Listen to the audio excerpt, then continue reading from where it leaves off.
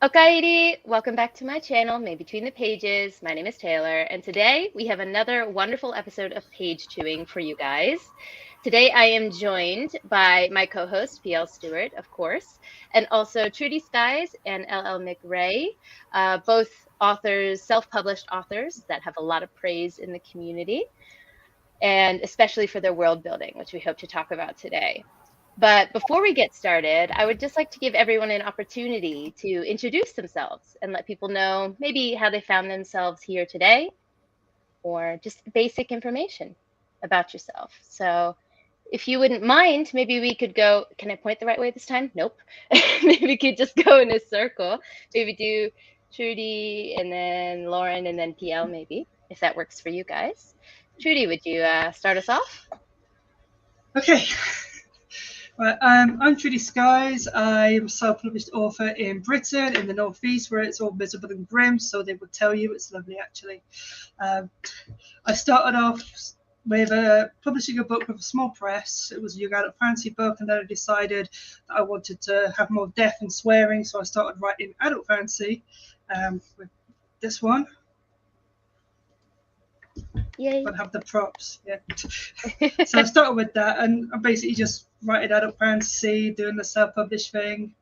I have 2 dogs. They're great. They're going to cause trouble at some point today, I'm sure.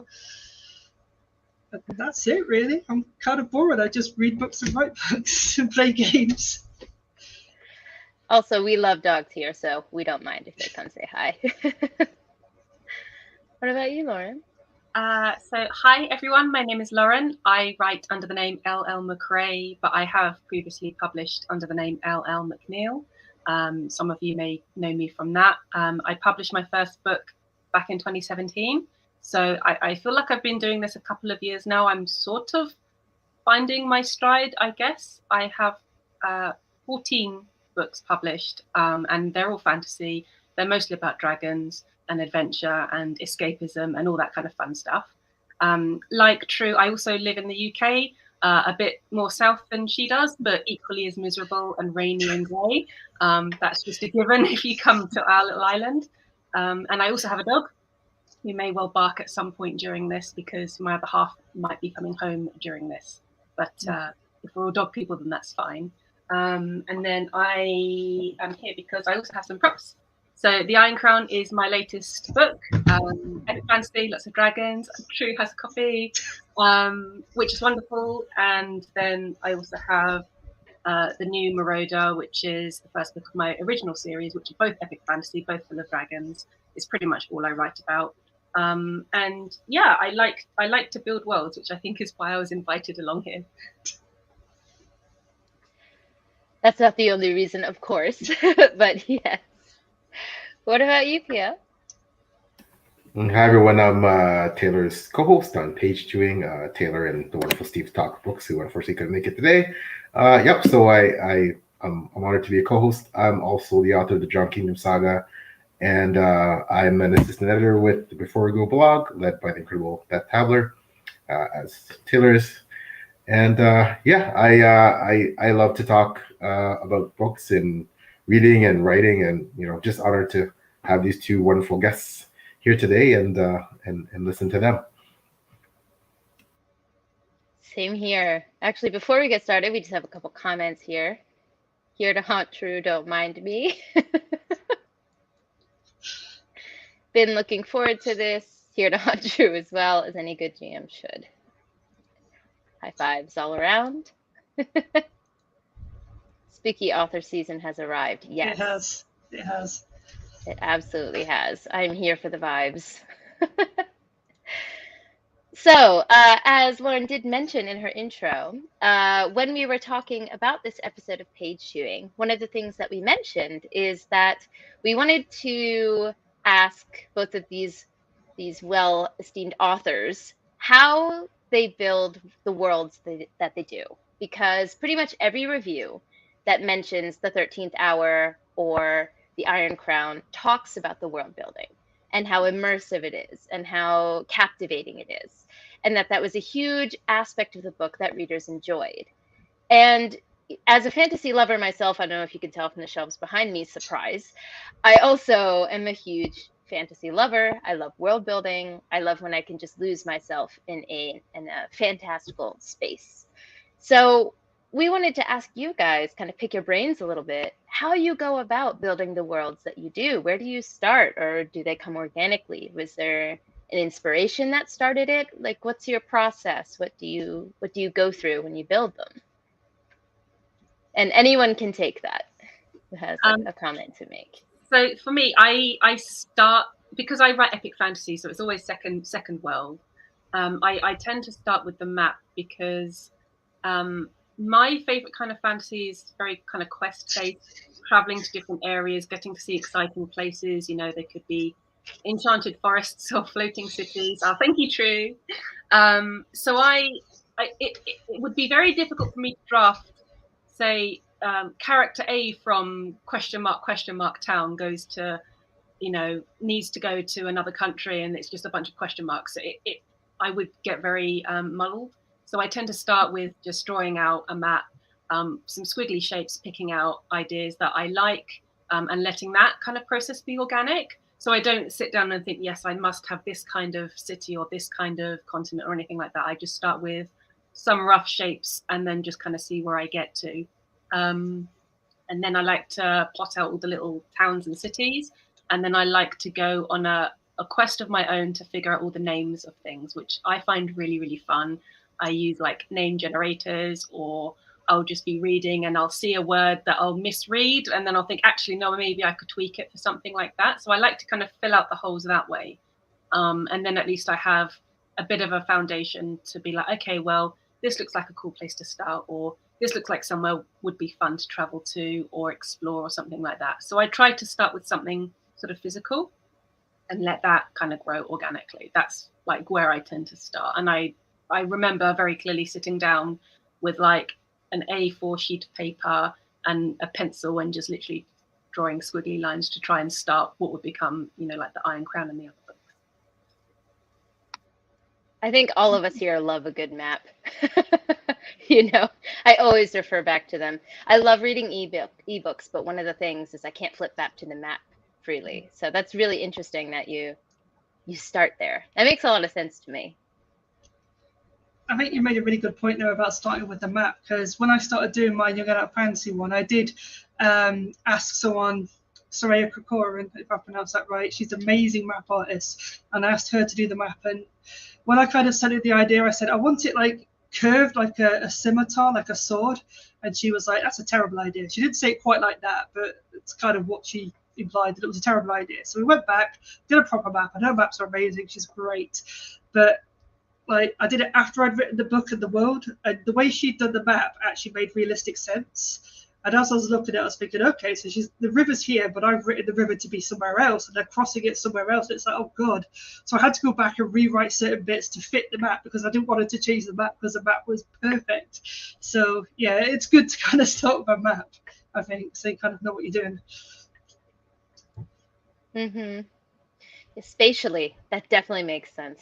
Yeah. You know, even as a reader, sometimes I'll find myself checking the map and being like, wait, I thought that was somewhere else, and I have to check myself. So I imagine when you're creating that that checking process is it's hard. I imagine. Especially with fantasy as well, there's a lot of traveling that goes on to places, and I have no sense of distance, time, travel whatsoever.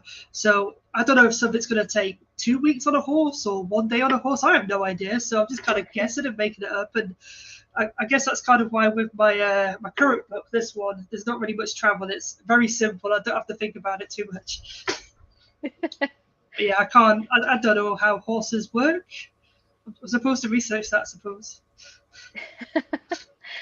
Well, I think maybe it was Crystal Matar who mentioned, for her, she actually took the distance between two towns, and she was like, okay, this is the distance between this town and this town. And so she could actually like put into Google Maps how long it would take via, you know, walking or whatever. I think that was Crystal that said that. I was like, oh, that makes so much sense. That's to do it dedication. that way. Like I just Yeah. kind of like pick a random amount and be like, I'm sure that will work, and as long as I'm Yeah. relatively consistent, I'm sure it'll be fine. And if it's a bit quicker to get from point A to point B, it's because they were flying, and that's faster, obviously. And Obviously. don't think too much about it. I have been pulled up on that a couple times, but I feel like the point of it is more to introduce people to like a world you can explore and get lost in, rather than, well, actually it should take you 3 hours and 47 minutes to get from this. Like, I'm not that kind of, I could never write sci-fi, that hard style stuff where you have to be accurate. It's a lot softer and more malleable for me. I doubt many readers are that. I hope they're not calculating that deeply. You'd be surprised. Our friend Esme is here. She says maps are a blessing in fantasy books. Maps are awesome. They very much are. Also, we had a comment earlier. Name generators are underrated, but always Google the answers you get. I'd agree with that, yeah. Good point, yeah. Should probably do that a bit more. Well, for me, what's nice is audiobooks. I check my pronunciation with audiobooks a lot. But then I found out that audiobook narrators are pronouncing things wrong sometimes. And I'm like, oh, no. There's no safe zone. Esme says, I don't even think about the accuracy of travel time. There we go. That's nice. That's nice. That's good. It's fantasy. We have to stretch some credulity here, right? So yeah, exactly. Yeah. As long as it doesn't take you out of the plot or what's happening too much, I think you can kind of get away with quite a bit. Flexibility. Definitely agree there. Okay, so we start with the map. We kind of know where our characters are going and what direction they should be going in. How do you go about building the intricacies of that world? Because clearly there's a lot of layers that go into that. I know PL knows that as well. You know, the world building in his books is also amazing. So actually, I want to pick your brain as well, PL, for this. I'm not a writer myself, so I'm just here to soak it all in. But how do you slowly build those layers up? Do you start with characters first and then the world they inhabit, or does the world come first? How do you begin that process?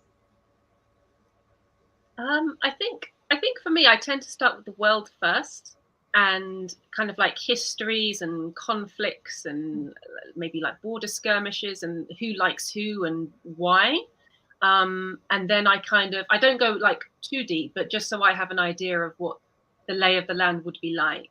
And then I try to pick the more interesting character stories from that. So if there's maybe an unresolved conflict, or I don't know, there was some blackmail for a family or something like that, like where those more interesting stories might come from. I have tried it the other way with doing the character first and trying to fit them into what I've created, and I tend to struggle with that quite a lot. So I definitely go world building first. And then, you know, because it's fantasy and you can have different races and different magic, you can be like, okay, well, I imagine True's quite similar because True's got so many different races as well. But if you think of, okay, these people are foresty type people, and what would their homes be like? Would it be very natural? Would it rise up out of the ground? Would they maybe be in the trees, or would they float? You know, whatever those kind of questions might be. And I try and pick the things that I find most exciting or give me a sense of wonder and awe, because that's what I want to put in my books. That's what I want readers to experience.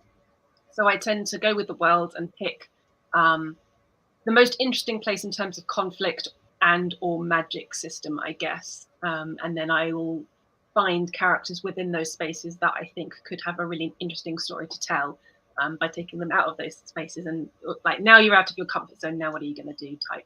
Those sorts of questions are what I tend to think of. Makes a lot of sense. So larger scale.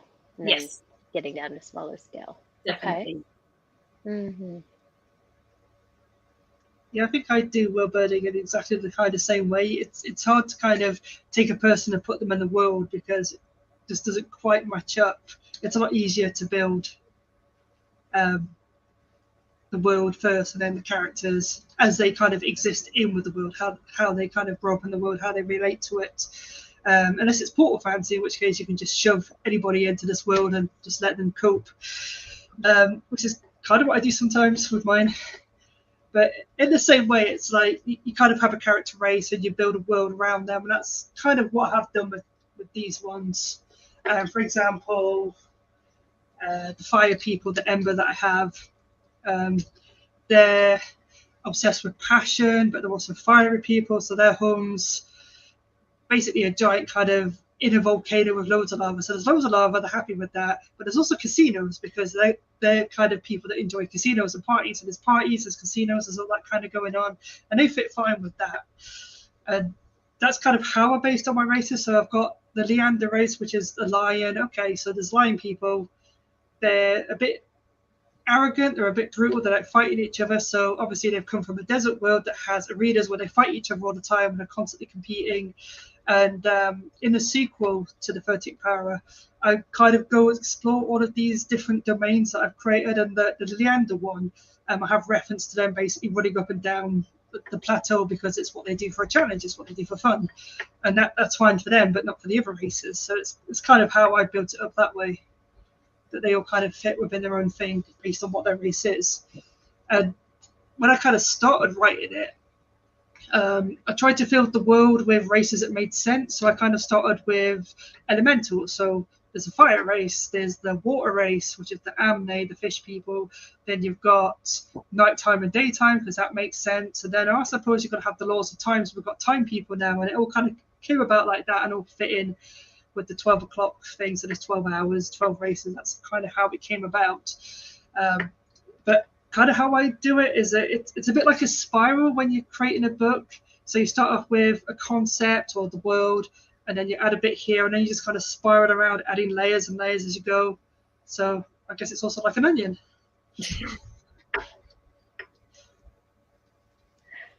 Makes sense. Yeah, you have a very unique setup for the 13th Hour, which I have read, which has, you know, those little wedges of a world that you can kind of build in its own pocket, which, as someone who loves travel, in my stories, I like experiencing new places. That was a big pull for me personally, because I thoroughly enjoyed a new environment, you know. I wouldn't recommend trying to do 12 races, 12 places, 12 gods in one book. It's quite a lot. It's a lot to balance. I imagine so. And as Lauren mentioned, you have to think of the larger scale as well. Who doesn't like who and why? Yeah. And what is the source of why they don't like each other, right? Because we all know that an author, not an author, but a reader can feel if a conflict is kind of contrived. So as an author, you have to know why those things happen, right? So I imagine it's a lot of background work that in world building and creating conflicts that readers never see, but we feel the effects of it, right? I think as a writer, you've got to be careful that you don't get caught up in a world building disease where you spend months and months and months / years world building and never actually writing. But I don't know if you two are the same, but my world building notes could probably be a whole book on their own. But obviously only a certain amount of that goes into the final product.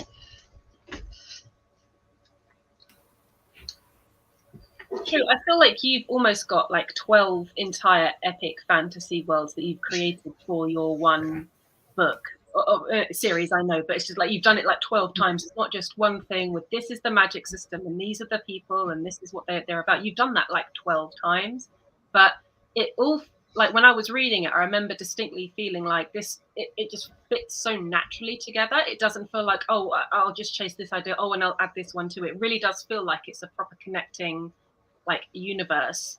And like you were saying, Taylor, as an author, you can have so many notes and ideas about your world building, but only such a tiny fraction of that goes into the book. That when it's done well, I feel like a reader can tell that there's so much depth to the world that you've created. It doesn't feel superficial, even though you only get a very small amount of it. But readers will definitely know when it's not done well. So the amount of work you have to put in to make it seamless is almost like it's so much in comparison to what goes into the book, but it makes a big difference. And true, yeah, I would not want to do that 12 times for one series. That's a mammoth task, and I'm very impressed with what you've done with it. Thank you. I wouldn't recommend it, definitely not. I just realized that I was muted when I said it before, but I just want to say, Deidre, thanks for joining us. I think she's not watching directly, so I want to make sure I want to say it out loud. What about you, PL? Do you have the same thing? Do you have like a second book of world building that you refer to? Yeah, absolutely. I'm probably a bit of a contrarian compared to Trudy and Lauren the way I build. I start with the characters first, and for me, it's all about who the characters are. In this case, everything starts with my main character, who his family is, who he gets along with, who he doesn't, who his enemies are, how he perceives the world, like how he perceives history, because I create my novels very much from the self, from the person. So the person seeing, because that's how, we all experience life. It's all about us and our perception of everything. So, do we have our own prejudices, our unique idiosyncrasies? Like that's all about. And then I kind of build outwards from him. So then you'll understand because of his relationships who this character is, what they think, how they are in his eyes only, right? Very unreliable narrative. He sees the world as being looking like this, and that's how the reader sees it. But the reader will also, obviously, with their own discernment, be able to see, well, maybe that's not exactly the way he describes it. And then that's where imagination, the reader's imagination, own unique interpretations come into when they read the book, right? So, but yeah, I totally agree. I have, comprehensive maps and family trees of a very expansive universe and histories and lineages and chronologies. And yeah, you could just, like Trudy says, I might actually do something like one day after I've finished all my main series, I might write a sort of Silmarillion / Fire and Blood type compendium novel with like histories of like the kings of Atlantis, which is my main character. That's his forebears. So I might do something like that just for fun. You definitely should. I mean, you already have all the notes. Presumably, that's just a case of putting them into a form that's readable for someone who isn't like in your brain to get that. I think readers love that. Anything that expands fantasy, world building, lore, background stuff that can't go in the books. Definitely do it. That would be really exciting to see. Yeah, I think so. I just, I know, for some people, it's funny. Like, if you, the two big productions that are on, fantasy productions are on right now, House of the Dragon and the Rings of Power, are all based on, for the in the Rings of Power's case, they didn't get the rights to the Silmarillion. However, it's built on the appendices from J.R. Tolkien, which really involves the Silmarillion, and then. In the case of House of the Dragon, it's built on Fire and Blood, which is essentially that type of book. As I was talking about history of the Targaryens and kings and the great houses and things like that, and it's funny how normally a lot of people found those books rather.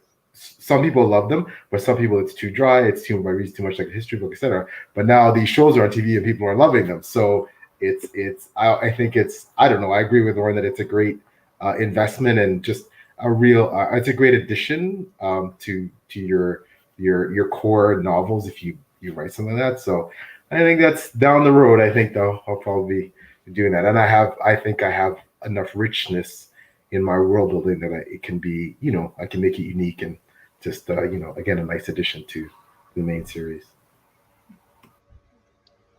Fans love that. We love that when we get extra stuff, Oh, that's why, right? I wanted to pull up Esme's comment here. He says, as a character-driven reader, hello, me too, I am very intrigued by PL's way of crafting the world and story, which I definitely agree with because it seems to combine the unreliable narrator's perspective with the world building, which is really interesting. Often, at least when I imagine unreliable narrators, I imagine we question the way they view interactions and the way they view maybe history even.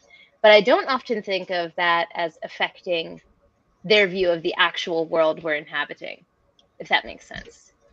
So I think that's a really interesting way to work from it, from the small point to the larger point rather than the larger point to the smaller point. Oh, thank you, Esme. Yes. But excuse me. But I think for me, the way that my brain works, I would do the same thing as Lauren and Trudy and probably work larger to smaller, just because I've very, that's how my logical brain works, to kind of work on the larger first. But that does spark a question for me. PL mentioning that his character viewing the world can change how the world is described. Have you ever created a world and then oftentimes when we talk to authors, they say the characters speak to them. The characters tell them who they are. You don't make them. So have you ever had a character kind of burst onto the scene and have to change something for that character and be like, actually, this is not going to work. This character is making me change, my world. Has a situation like that ever occurred for you guys? I don't know if that specific thing has occurred, but I've definitely been able to view certain locations through a different character's eyes in a completely different way, which is very similar to what PL was saying earlier. Although not in this case like an unreliable narrator, but for example, there could be like a castle or a fortress or something. And for somebody who maybe is royalty or who is a knight or who lives there, they would see that as a symbol of security and safety and power and respect and all of that. But in another character's eyes, who maybe is a thief, that would be danger and something to get away from and something to hide from. And you see the livery in the streets, you want to get away from it, and it has a completely different meaning. So I definitely try to do that, with multiple characters, which is kind of good with epic, because I feel like you're given free rein to just throw in whoever makes sense at the time. And it's also a really nice way of describing certain aspects of the world through a completely different lens that you wouldn't get to with maybe your main POV character.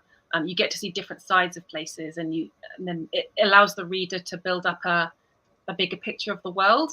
And that works not just with places in the world, but also other characters as well. So, I might have an opinion of character A and True might have a different opinion. And if you get to write both of those perspectives, then the reader can get a fully fleshed version of that, whatever you're talking about, person or place. I tend to be quite set in stone, I think, with the world once I've kind of developed it. Like I know I want it to look like this or be like this. I haven't really had a side character or a main character appear that's made me think, oh no, I need to change it.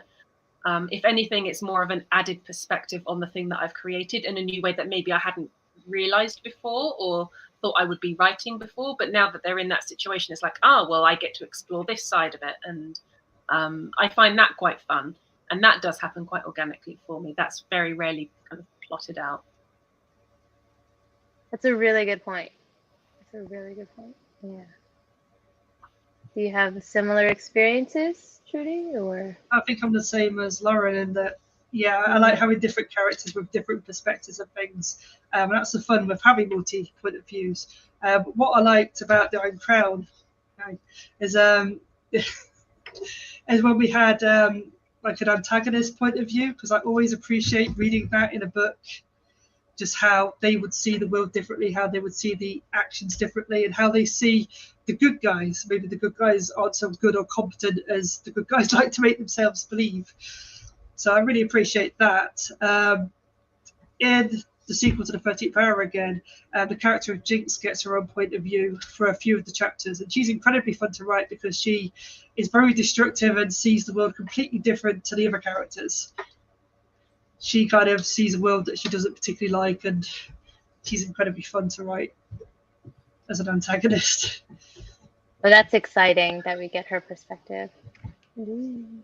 Excited for that. Yeah. What about you, Pio? Have you ever had a character change your story? Not story, I guess. Your world was my question. Let me not change the question for you. Yeah, somewhat. I had one character.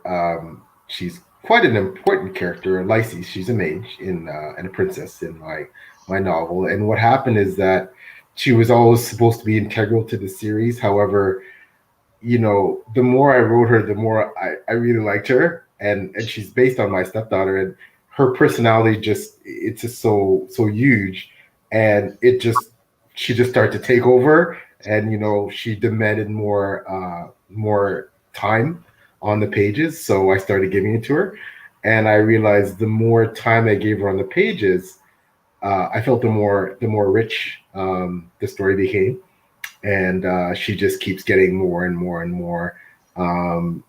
In some cases, even if she's not physically present, her impact is felt. And so I just decided to keep writing a bit more nicely here and there, and I think the story is better for it. So yeah, it's weird. She just kind of just demanded that. So.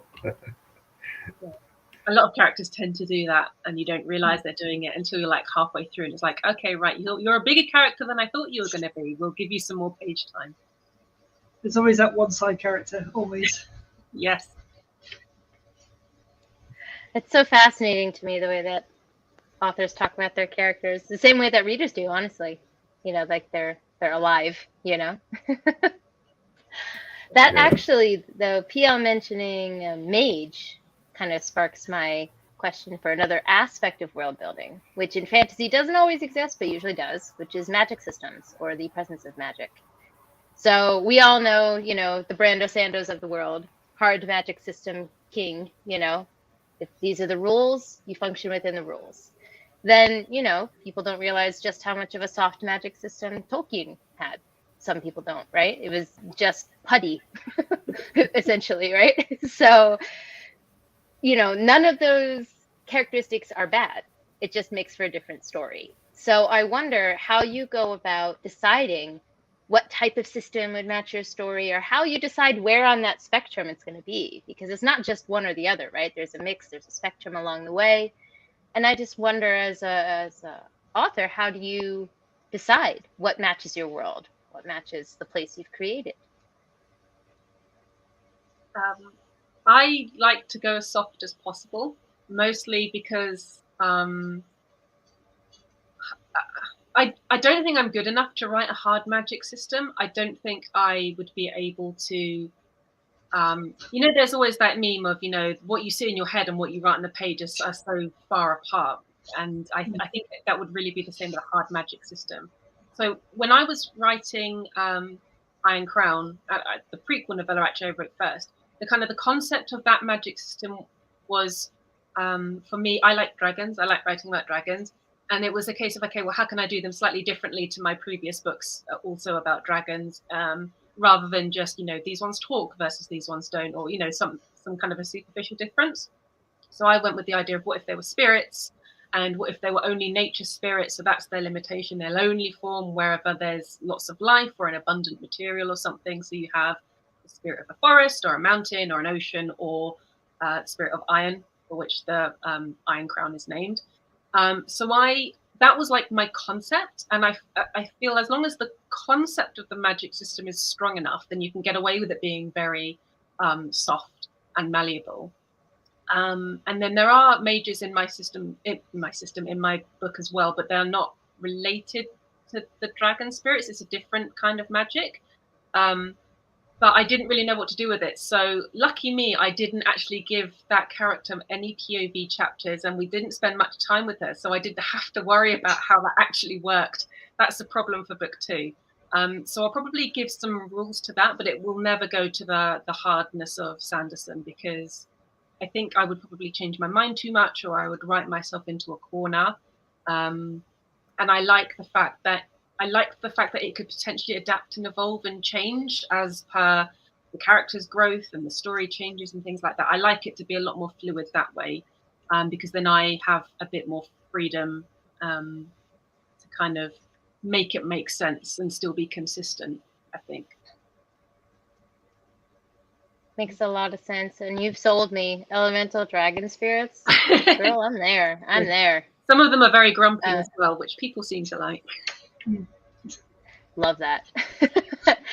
Esme says, I adore the world building in the Iron Crown. Thank you, Esme.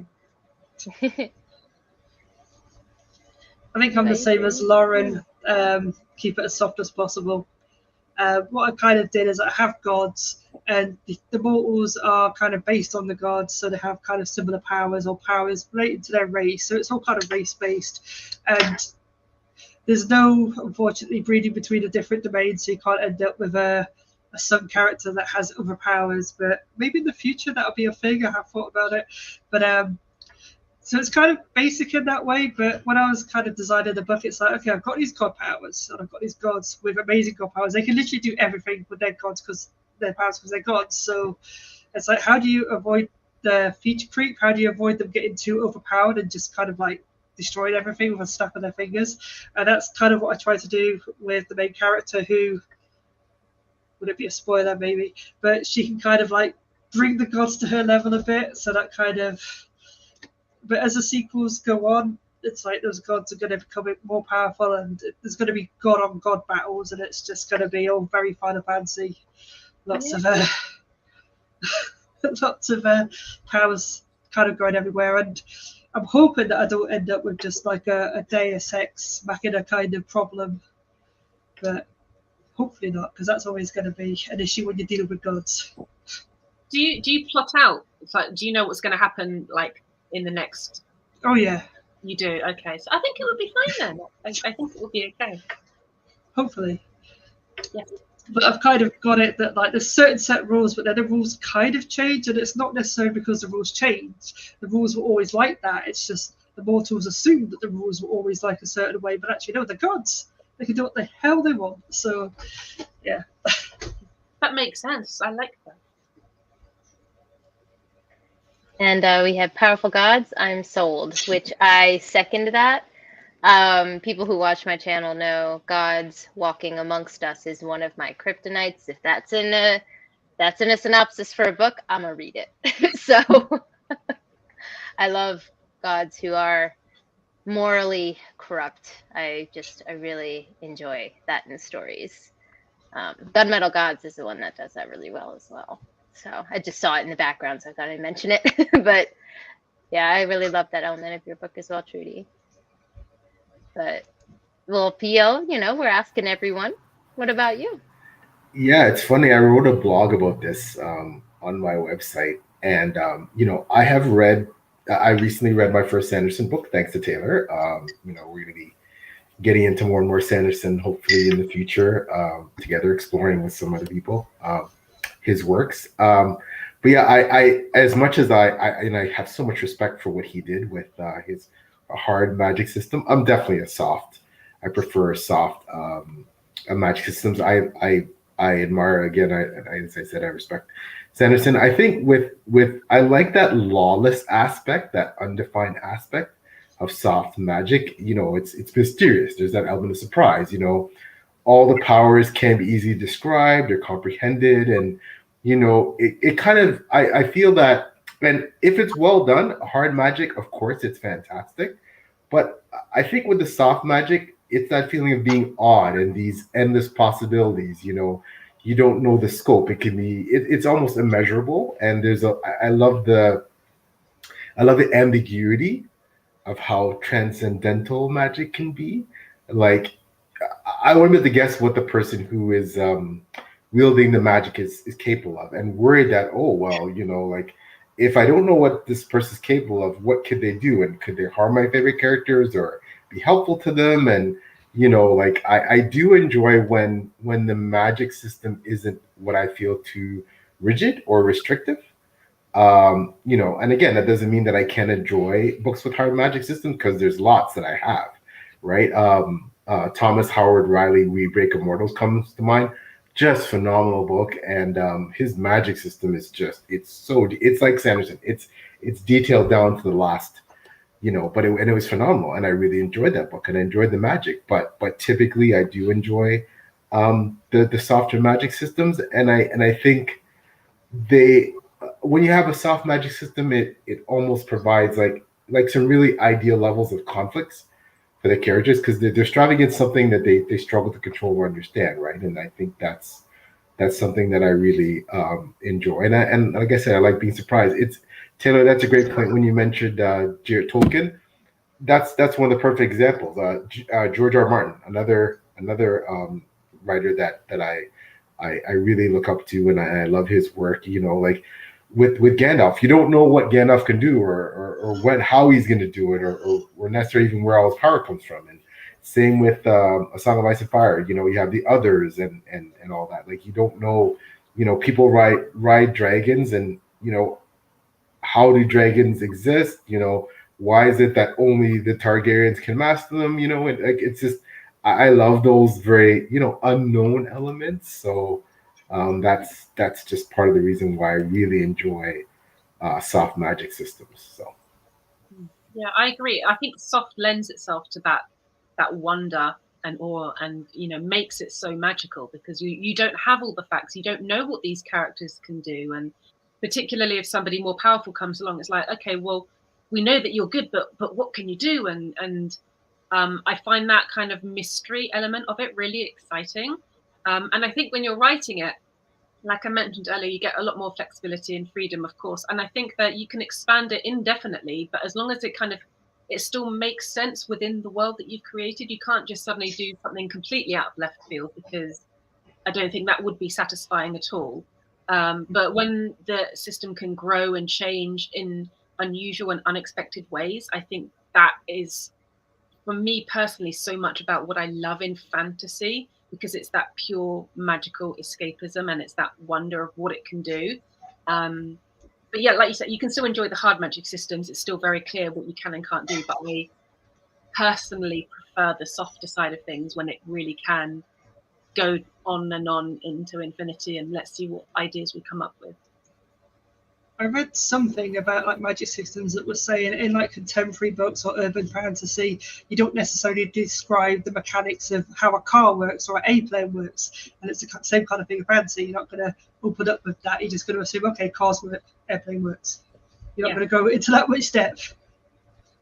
yeah, I'm wondering though, like, and I think I've talked about this on previous posts. I'm wondering if part of our, you know, in sci-fi it's all about the technology, and in fantasy it's more about the magic. But still, I almost feel that, you know, hard magic systems are gaining popularity because, you know, the older fantasy works, you know, the technology wasn't much of a factor, and I feel like now readers are looking for more, a lot of newer readers especially looking for more like this realism, and as technology advances, it seems like there's less and less of the world that we don't really understand or feel confident that understanding is like imminent, like we're going to understand, right? And I think you know, we're growing less and less comfortable with the idea of not understanding something. Like we need to know, right? Like the way humankind is now, it's like, you know, if we don't know something, it drives us crazy. We need to know. Like our sense of curiosity or sense of suspicion, like we have this relentless desire to seek knowledge and to cover every mystery that the world has to offer. And I think that that's part of what defines us.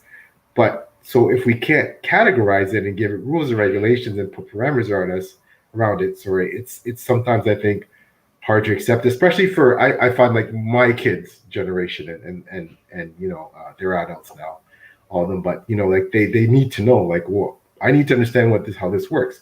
How can we not know how this works, right? So I think that's maybe part of why this hard magic systems are perhaps increasing in popularity, and Sanderson's appeal, I think, and he has these very, I think, for the, you know, for readers, you know, 30 and under, I think that's why he's so popular, because they love knowing. They know, you know, they understand every little, you know, machination of how things work, and that's important to them, right? So they want it to make sense. They want it to be logical. They want it to, you know, they want to have that knowledge within their grasp, right? And are maybe less comfortable with just saying, oh well, you don't need to know. It just, you know, that's part of the coolness of it. So No more surprises.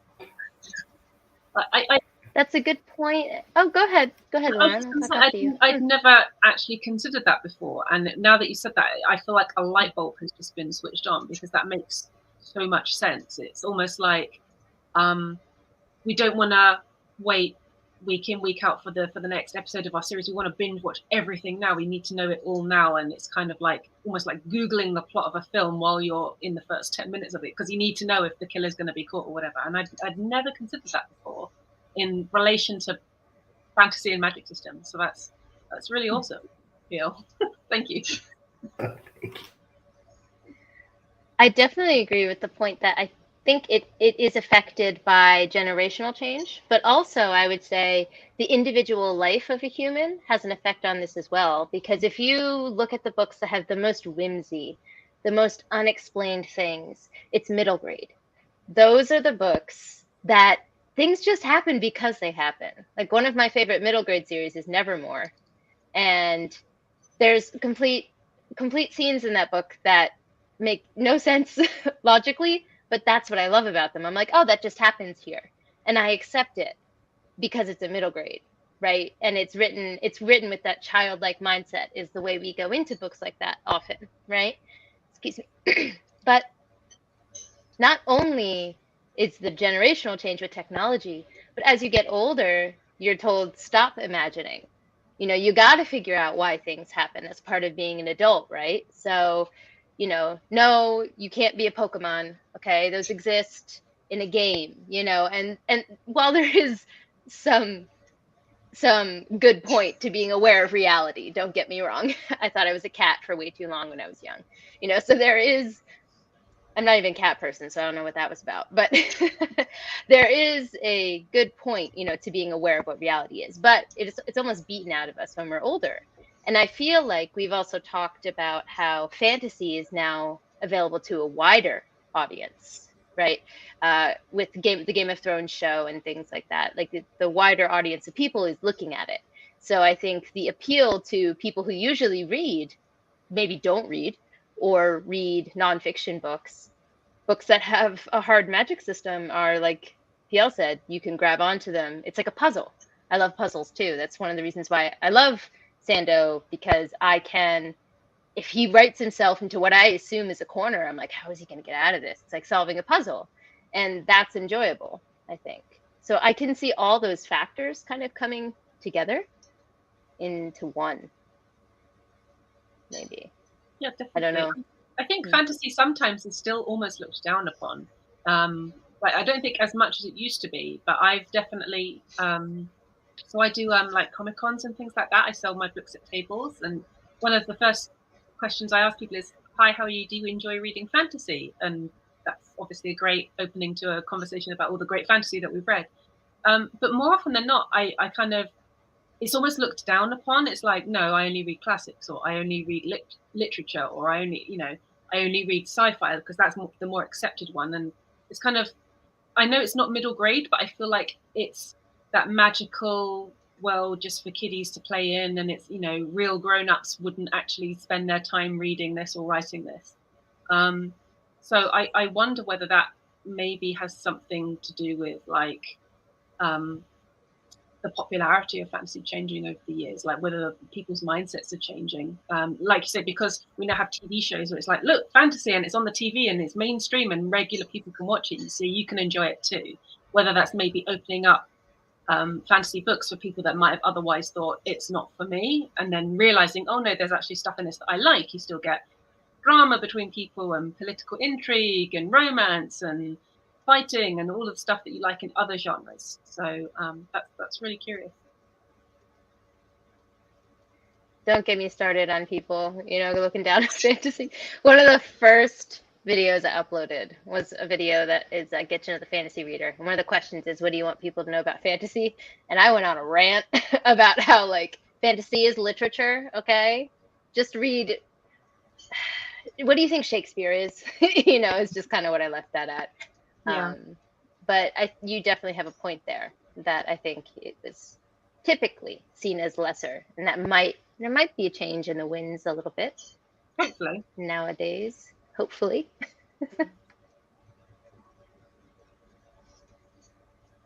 Yeah, I'm not sure if people realize, you know, what I love about indie fantasy in particular is that indie fantasy often explores themes and concepts and ideas that you don't see in traditionally published books, fantasy or otherwise.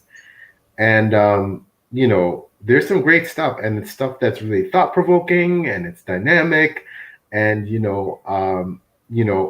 I hope people give particularly indie fantasy and sci-fi by extension a chance, because, you're going to read about things that you may not get on the shelves of your local bookstore, and you're going to read about compelling themes and things that I mean, for example, as you know, I write about my main character is flawed, he's bigoted. A lot of my book is about colonialism, racism, homophobia, sexism, classism. And while of course you can find that in traditional literature, you can find that in traditionally published books, you perhaps won't easily find it written in quite the same way and from this perspective that someone like I do. And having read both Trudy and L.L's books and loving them, amazing. I think we take chances as self-published authors. We take risks that I think are very much worthy of reading, and things, again, I think it's unique, right, that you won't necessarily find in the traditionally published world, because there's a risk there that, oh well, this won't sell. Well, we're not worried about that. We write our books and we hope to sell them, we market them, but speaking on behalf of Trudy and L.L, I'm hoping they'll agree. And then we worry about the rest later, right? We're worried about writing our books and hopefully having an audience, but these stories are bursting out of us, and we get them on the page, and we spend a lot of money to do that, and then after that we see who wants to buy them. So Yeah, that's a good point. That. Self-published. Yeah, self-published fantasy. I think we always seem to veer towards this topic because all of us are, self-published fantasy lovers and authors as well. But I think both of you. I know, Lauren, you entered into SPFBO twice, I believe. Mm-hmm. Yeah, with 2 books, and then Trudy, you're currently in SPFBO. Have you entered before this year, or is this the first time? This is my first time. Okay. So I wanted to just kind of, even though you're kind of in the thick of it right now as well, Trudy, but I'm just wondering, how do you think SPFBO is affecting the self-published world? Do you think it's like, I think all of us can agree it's generally a force for good, 100%. But I'm just wondering, has it become the goal of people in self-published fantasy to get into SPFBO? Is it something that you do if you just feel like it? What has it kind of become in that space from an author's point of view? I think honestly for me it's been a goal just to be part of the SPFBO. It's always felt like the most prestigious of indie kind of events. Like there's a lot of indie kind of like awards happening now. You've got the BBNYA, which has been going on for a while, and then there's the Indie Ink Awards, which are happening as well.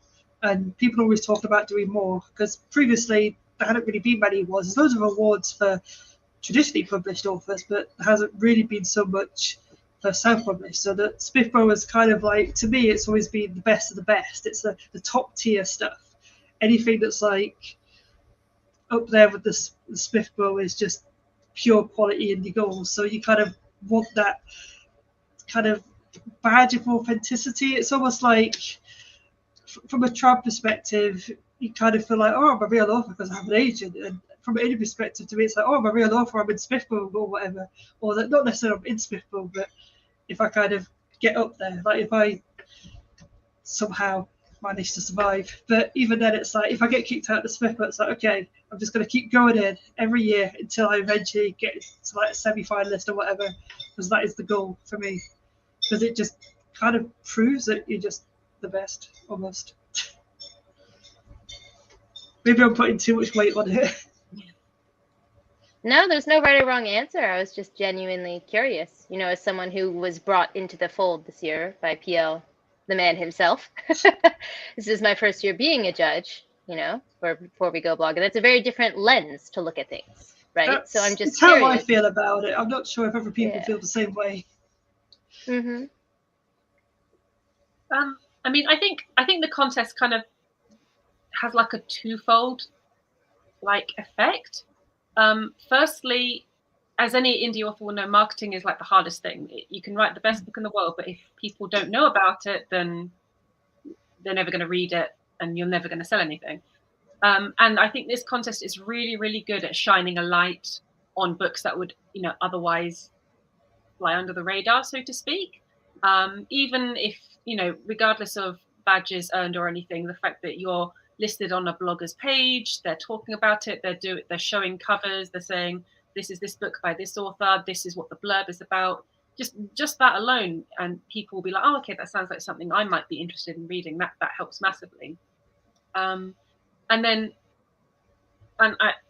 obviously that's what most people are going to get from it, because obviously 299 books are cut from it.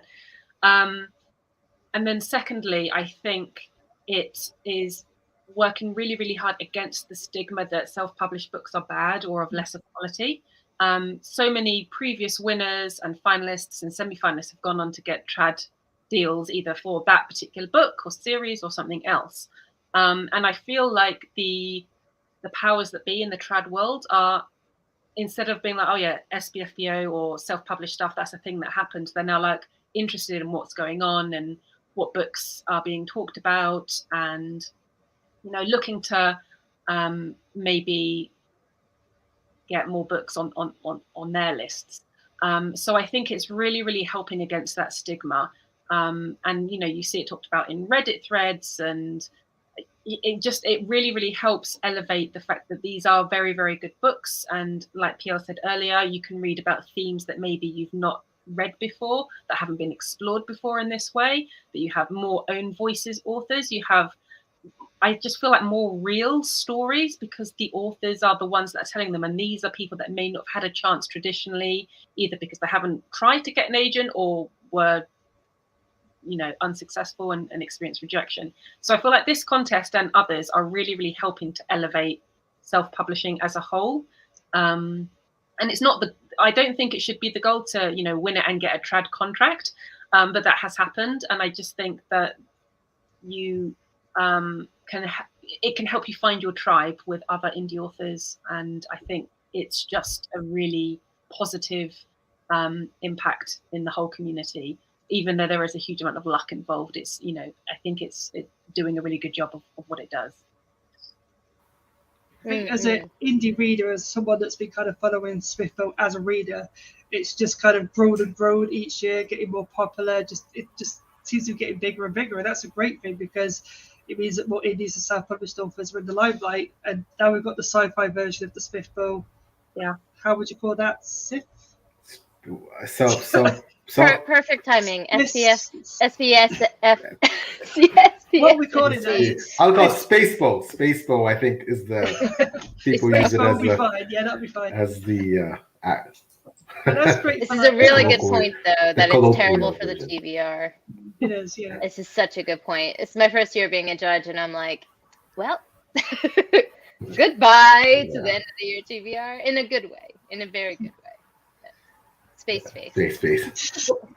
Yeah, it's amazing, because I what's hit me now after following SPFBO as a reader, entering as a writer, and now being a judge, and seeing the progression of my own personal progression with SPFBO, and my very unexpert opinion is that I still have a lot of friends, and I'm sure we all do too, that don't read self-published fantasy or self-published books at all. They either are very unaware of them. They feel that unfortunately still it's not quite the same caliber as traditionally published books, whatever the reasons are, and there's still very much a part of the reading world that exists in that bubble where self-published fantasy isn't a factor. But then there are people who are now slowly hearing about these things and wait a minute, well, self-published books, and they pick one up. Based on a recommendation, or just they hear about it, they take a chance, and suddenly they're enamored. And once they're hooked, they tend to okay, now I'm going to start up. And Taylor, now I'm going to really start reading self-published fantasy. And I know that I was no different. The way I got books in the past was I would go into Chapters Indigo, which is a big bookstore in Canada. I'd browse the shelves, and okay, there's so and so, there's N.K. Jemisin, there's John Gwynn, there's whoever picked them up, and that's how I bought the books. And then when I became a self-published author and I got in the community, you start understanding how big it is and how expensive it is, and you start. And now my TBR is probably 60-40, 60% self-published books and 40% traditionally published books, and that's not a knock. I'm not denigrating traditionally published books at all. I'm just saying that those stories, those unique stories that really I crave. I'm finding them with the self-published books. But to Lauren's point, I don't think it can be overstated the impact of previous semifinalists, finalists, winners of SPFBO going on to obtain traditionally published contract, because that's that bridge. That's that, for people who perhaps don't view self-published fantasy in the same light, things like that elevate in their minds the status of self-published authors and realize, oh well, there must be a lot of good ones out there if they're getting book deals, right? Like, and I'm not saying that's the case, because there's tons of and I don't want to make it sound like a lot of self-published authors have no aspirations to become traditionally published. They're quite happy with what they're doing. They like the business model. They like the higher royalties. They like the creative freedom, etc. Some traditionally published authors, self-published authors, the whole goal is to get a book deal. So, that makes what's happening, as Lauren said, with all of these, especially SPFBO prominent books getting deal, that makes it great for them, because that increases the chances that they're going to get recognized by extension. But I think what SPFBO is doing, and for sure, I think there's a lot of great indie awards out there now. The Indie Inc. There's all kinds of BBONA. I think SPFBO is definitely seen as the top tier one. But I think what it's doing now is that I hate to say this, and no disrespect to any traditionally published executives or publishing members of publishing houses out there, but traditional publishing, they're a bit lazy in terms of, okay, well, why not go searching for someone who's got this massive audience and following already, won this great SPFBO award sponsored by a big traditionally published star, Mark Lawrence, and all these blogging sites, that why not just get one of them, like save time, energy, money, effort, just go snag one of them, say, hey, go get an agent, we'll sign you a book deal, rather than, as they continue to go through their slush piles, this is just one more avenue. They go, okay, well, say for example, Lauren was a finalist in a semifinal. Okay, well, let's just go look at her stuff. Oh, pretty good. Do you know what I mean? It makes it easier for them, right? So, I think it's a good thing, but I also think that, I hope people realize that there are a lot of self-published authors who that's not their goal, right? That's not their goal. But again, what it does do, I think, is it's elevating the awareness of self-published fantasy into the consciousness of people who otherwise would have dismissed it or weren't aware, and it's lending credibility and credence to our works, the wonderful works of people like Trudy and Lauren, etc. So I definitely agree with that. And I think something else that helps elevate it, and I think it's something you mentioned, PL, actually, quite a while ago, but the idea of bloggers or booktubers or bookstagrammers putting self-published books next to traditionally published books with no caveat. They're just like, these are both on my TBR, these are both 5 stars. That's something that when I started, basically what got me into self-published was the Indie Accords, read by Lana over on Lauren Lullabies. I always give her a shout out when I can. She does amazing work. Go join the Discord if you haven't. Year round now.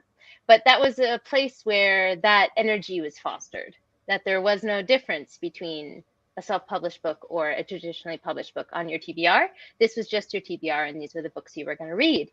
And I think that also really helps. I know Before We Go blog does that a lot too. They'll have a traditionally published review, and then right after that, a self-published review come out. But there's nothing different between the two. And I think that also really helps for the general view of self-published as being quote unquote lesser, is having them held up side by side. So I think having awards on them helps a lot, but also the way that people talk about them really helps, I think, as well. Yeah, definitely. I mean, there's always, you've seen reviews of saying, 5-star, enjoyed the plot and characters and what have you. This was really well written for a self-published book. And it's like, is that necessary? Is either well written or it's not according to your personal taste. I don't think that, you would never see that. It's very well written for a traditionally published book. You'd never see that. So I think that, like you say, the language of both traditionally and self-published books and indie books and all the hybrids and everything in between should just be the same. It's just a book. It's just a story. They're just characters. Will help. And I think every year that kind of stigma is getting smaller and smaller. But like you say, it's like if it starts from the language down, then I think that kind of helps people that maybe have a lower view of indie books. I think that would help.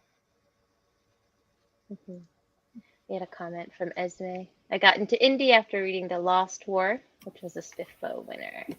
Yeah. Now Justin Lee Anderson has a trad book deal, coincidentally. Yeah. So, I also want to know, and I know want to hear perhaps from Trudy first, only because, and I hate to be on the spot, it's kind of weird because, Trudy is currently in SPFBO. She's one of the books in Before Go Block, with which Taylor and I are judges, so we can't really talk about like that part. However, full disclosure, I have previously, before I knew Trudy was going to be an SPFBO, read her book, reviewed it, absolutely loved it. So, but that's separate from SPFBO and the judge lens, unfortunately, which Taylor and I collaborative effort, right? So yeah, we're not touching the collaborative effort that will come out later. Yeah, exactly. But for Trudy and Lauren both, but Trudy first only because she's currently in it. How would you describe the the feeling of while it's this elation, there's the pressure, there's the okay, as you see books getting cut, oh my God, is it going to happen to me? Am I going to make the next cut? Am I going to there's the part of the excitement is the pressure and the buildup and the hype and you see all these reviews coming out and someone gets a great review and they move on, and some may get a great review and not move on because of the way the competition is, the caliber of the competition is viewed by the bloggers. And how can you talk about that? How does it feel to be part of it? Obviously excitement, but what else comes with that? Well, I like how you describe it as exciting. I'd describe it probably as terrifying. But when you start seeing all these books getting cut, it's like with the Before We Go blog, at the start they were like chopping quite a lot at the start. And I was like, oh God. It was really quite scary that like it kind of feels like you're trapped in a horror film where there's someone with a knife chasing you. You don't know where they are or where they're going to strike. That's kind of how it feels. But it's also good because obviously there's communities around SPFBO, people coming together and supporting each other. And I've seen a lot on the Facebook group as well that people are like buying each other's books, even though they're being cut, or probably because they have been cut, just to support. And that's really nice that there's that level of like support for everyone involved. So that kind of helps. I've also... Oh, go ahead, Trudy. I was going to say it's probably more terrifying if you remain in the SPFBO and then you're like, oh, am I going to be a finalist? And then you're a finalist, and it's like, I mean, there was a whole frog meme last year, wasn't there? So I think that's a completely different experience. I have had people actually reach out to me. One of the personal cuts that I did earlier on, I wrote a review for it, and I had people reach out and say, hey, that actually, the way you described that sounds like something I would enjoy. I'm going to pick it up. I've had more than one person say that to me. So I think even just being in the competition, we've talked about this before, but there's a way to write a review that gets it into the right people's hands. And that's been really enjoyable for me on the other side of this, is to be able to get books into the hands of people who enjoy them, regardless of what the status may end up being in the competition. It really seems to have an effect on the book and the sales that it makes, just getting it to the right people. I also think there's a difference between how SPFBO does it and how BBMYA does it, because they kind of like announce all their stuff all in one go, so you don't have to like wait for things to trickle through. It's just all there. Everybody gets the news straight away, and it's kind of, with SPFBO, it's like you don't necessarily know when it's going to be coming. And that's the kind of the painful part of it, that it could be anytime.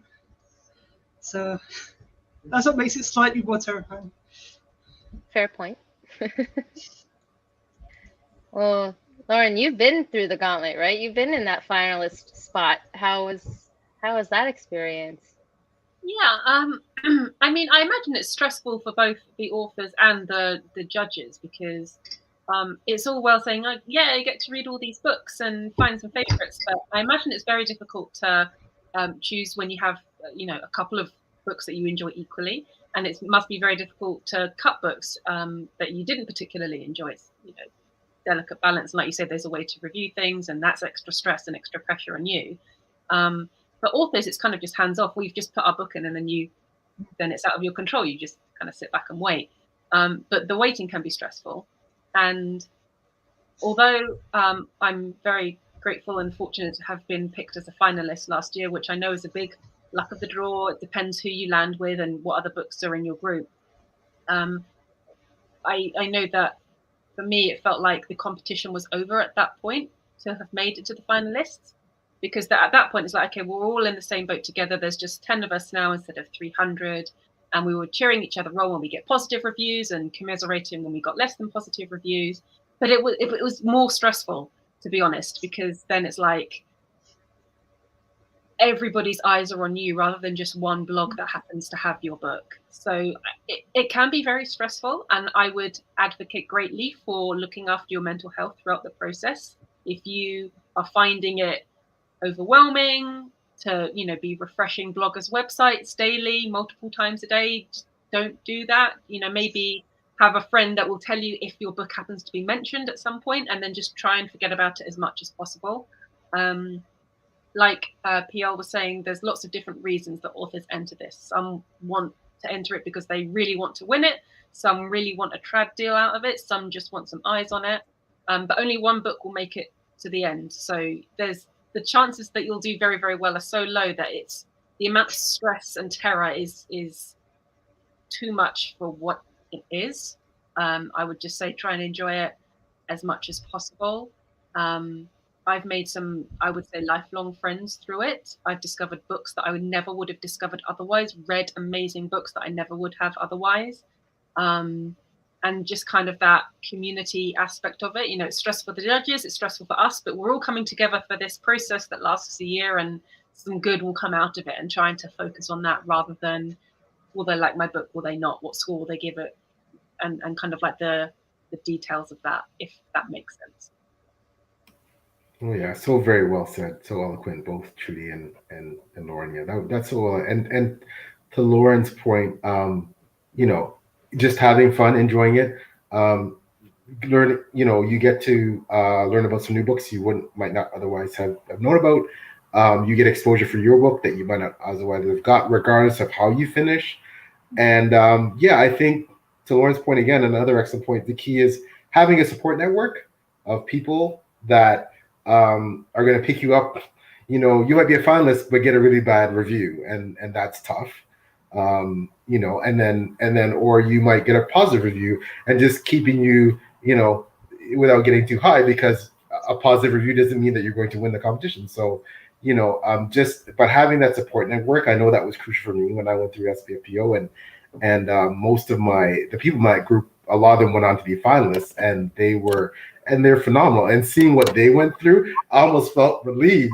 I'm cut, and they're experiencing all the pressure, as Lauren said, because once you're a finalist, all the eyes are on you, and then every single review, it's like you feel you're under a microscope, and and everybody's eyes are on what the scores are, and watching the chart, and but yeah, I think the other exceptional point that Lauren made is your mental health that's paramount. And when you're in a competition like that, you might tend to ignore the fact that of the effect, the potential negative effect it could have on you, along with a positive effect.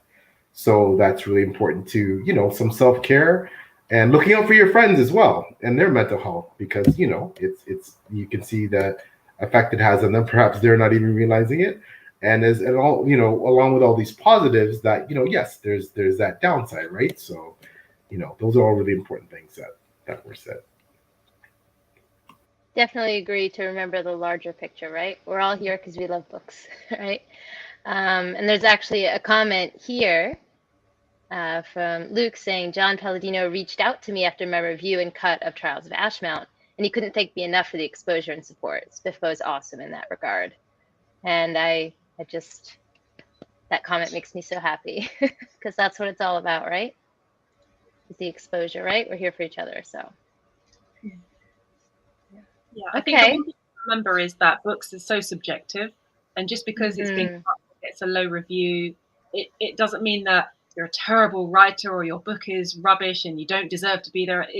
It's just a matter of taste. If there's something you can learn from it, then take that on board. And if there's not, then it's just not the right audience. And there's nothing that you can do about it. So beating yourself up is not healthy and won't help the situation at all. I know that's a lot harder to do. It's a lot easier said than done, and I get that. But I guess just try to remember that. Just one other extra tip to add. I imagine it's definitely easier to be a judge than a participant. Yeah, much less stress for me. Well, like I said, these always go so quickly. We don't want to take too much of your time. But I always like to finish, unless PL, did you have a question that you wanted to ask before I ask my closing question? Okay. So I always like to finish with a more kind of whimsical, talking about whimsy, question near the end, which is, what stories have inspired you to be the reader and the writer that you are today? I think all of us have an origin story, be it a video game, a movie, a TV series, or a book. Some kind of story that inspired you to love stories as much as you do. And, we're all talking about SPFBO. This is all free, okay, what everyone's doing here, writing the books, reviewing the books, the time we spent, the stress we put into it. Clearly, we love stories, everyone here in this chat. So I'm just curious, I always like to ask, what do you think affected you and inspired you to get you to this point?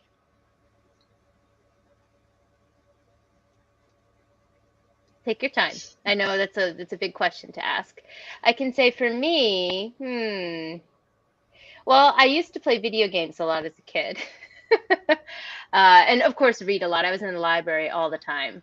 When I was really young, I would say the Magic Tree House was huge for me. If you want to go like way back, sitting and reading those in one sitting and imagining transporting to another world, sitting in a treehouse. That was my dream. I made my dad build a treehouse because of those books. So I would say that was one for me.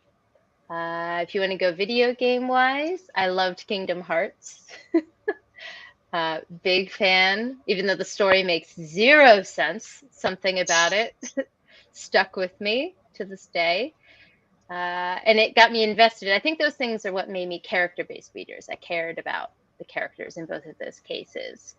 I could go on for a long time about things that inspired me, but just an example of something you enjoyed, maybe when you were younger. Yeah, video games were a big inspiration for me as well. I kind of grew up with video games. I was obsessed with games. I mean, I also read books as well, but games are like my number one obsession. I actually went to university to study game design. I have a degree in game design and production.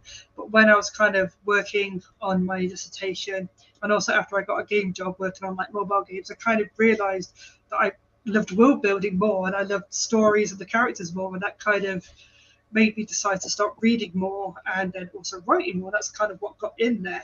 But as a kid, I would say my number one author was Tamara Pierce, and it was her books that kind of inspired me to start reading fantasy. But then it was working on games that inspired me to go back to fantasy as an adult. Just video games like Final Fantasy series, the Elder Scrolls series, they all kind of inspired me, and they inspired the 13th Hour as well. I love that. Video games tell more stories than I think people realize. They're very good for world building inspiration. That too. My husband was playing Elden Ring for a while, and I'm surprised our controller is not broken with the amount of anger he had towards that game. But the world is incredible. It is, yeah. Yeah, for me, similar video games. I didn't read a huge amount growing up, which I sometimes feel makes me like a fake author because I did not grow up, like reading loads and loads.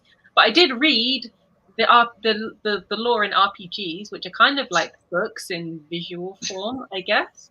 Like true, it was Final Fantasy 7 and 9 in particular. That really introduced me to what story could be. The epic narrative, the amazing landscapes, the side characters with backstories that are more than just he's the funny one and she's the love interest, and that these introduced me to characters with a lot more depth, and how side characters could interweave with the main plot and with the main characters, and how it could be like one whole cohesive whole, I guess.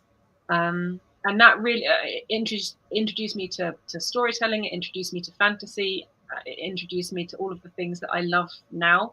And if it weren't for those games, I definitely wouldn't be a writer. Like, categorically, definitely wouldn't be. So hugely influential for me, definitely. Comes full circle with the world building for both of you, because all of those games you mentioned, the worlds are top tier. Top tier. We just had a comment here that says, you all are great. I actually write with the thought that all my books are rubbish, so I might as well write as much tosh as I like. Oh no, I hate to hear that. I'm sure they're not. As long as you keep writing, I suppose, you know, regardless of what you think of it, you might go back and realize, actually, there's something in this that I quite like or I quite enjoy and want to share. But as long as you keep writing, I guess that's the main thing. Not to tack too much on the end of this, but that just brought something to my memory, was talking about technology and things like that. When I was young, I tried my hand at writing, I think, as all people who love stories do. And bless my heart, those should stay in the past. But I also feel very lucky that they were in a journal and not online, like publishing online. My early writing. I don't know. Do you guys feel the same amount of embarrassment that I feel when I think about it, when you think about early writing? I know it's a craft, right? It takes time. It does. So. My early writing, a lot of it is actually online, because I used to submit stories to fanfiction.net and fictionpress.net, and I will not share my username, so you cannot look it up. But I occasionally look back on it and I think I can see some nuggets of what would maybe grow into something half decent, but most of it is terribly cringy. But I look at it more and see, well, at least I still have the passion for it. Even if it isn't very good on a technical level, it's still, you know, someone wanting to tell a story. And I kind of look back fondly on it, even if the cringe appears if I look with too much detail, I guess. Yeah. My early stories is basically just world building and not actually story. Very little story, very little characters. Just, let's create this massive world. Let's create a whole new language. That's not a good idea. Are any of those old worlds that you created in 13th Hour? No. Really completely different? Although the 13th Hour was an idea that I created when I was 12, so kind of. Mm-hmm. It kind of evolved into that. So. We have one final comment here from Esme. This was so much fun. Thanks for the great entertainment this afternoon. Yeah, thanks for coming, Esme, as always. Yeah, thanks, Esme. Yeah. So before we go, we always like to give our guests a chance to tell people where they can find you, if they should be looking out for anything from you in the future. You know, basically, where can people go if they want to engage with you after this, or engage with your works after this? Maybe the same order we did for the intros, if we wouldn't mind. So maybe Trudy, then Lauren, then PL. Okay. So you can find the 13th Hour on Amazon and Kindle Unlimited. You can find me on Twitter under just Trudy Skies. And also my website is just trudyskies.com. The sequel to this beast is even bigger, and it's coming out on the 13th of October, and I've got to finish editing it. So, yay, no pressure. Congratulations. Thanks. Yeah, can't wait to read it. I can't wait to finish it. You must be so excited. You're almost there. Almost. So for me, again, holding up my book, The Iron Crown, and also this is the brand new second edition of Marauder, which releases at the end of this month, technically. So this is available for pre-order.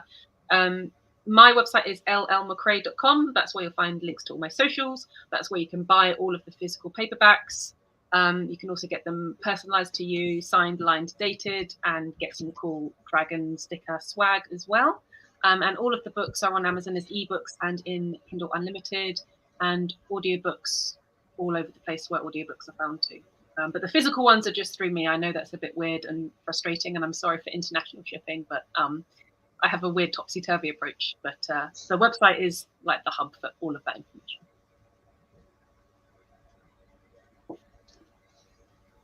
Great, thanks. Yeah. And I'm P.L. Stuart. I'm the author of the John King saga, John King's first book. And second book is The Last of the Atlanteans.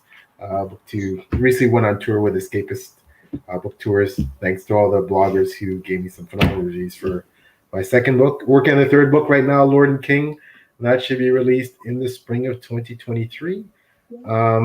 Once again, I'm also an SPFBO judge and assistant editor, as Taylor is, with the wonderful Before We Go blog, led by the incredible Beth Tabler, who is also one of the editors at Grimdark magazine. Yeah, you can find me on Taylor's channel and Steve's channel most of the time. In terms of YouTube, that's where you can find me, Taylor's channel or Steve's channel for page chewing. And also my own website, www.plster.com. I do author features, 6 elemental interviews. We'll have one with Lauren coming out in the future, and hopefully, if Trudy is kind enough to say yes, we'll have her doing one as well soon. So why not? Why not? There you go. See, captive audience. You're on TV, so the pressure's on for you not to say sorry on YouTube. So you have to kind of say yes, right? So yeah, I do that featuring creatives in the community, and you can find a lot of my reviews on Before We Go blog. And yeah, just happy to be here, and thanks again so much, Taylor, for hosting, and to our wonderful guests for joining us. Thanks for having us. Yeah, thank you. Yeah, just seconding that. Thanks for coming on. If you're watching this, you probably know who I am, as this is my channel. But in case you don't, I'm Taylor. This is my channel, Made Between the Pages. As PL mentioned, I am an assistant editor and a SPFBO judge over on Before We Go blog. What else do I have going on? My mind's blanking at the moment. If you want to know what I'm up to, you can find my reviews over on Goodreads. I always have my Goodreads linked. You can, my channel is obviously a good place to find me, and also Twitter. And I do know that others here are active on Twitter, so I'll be sure to link everyone's Twitter down below if people are interested. But besides that, yes, thank you everyone for joining in the comments, for coming on. This is a great episode as always. And we'll see you on the next episode of Page Chewing. Bye, guys. Take care, everyone. Bye now.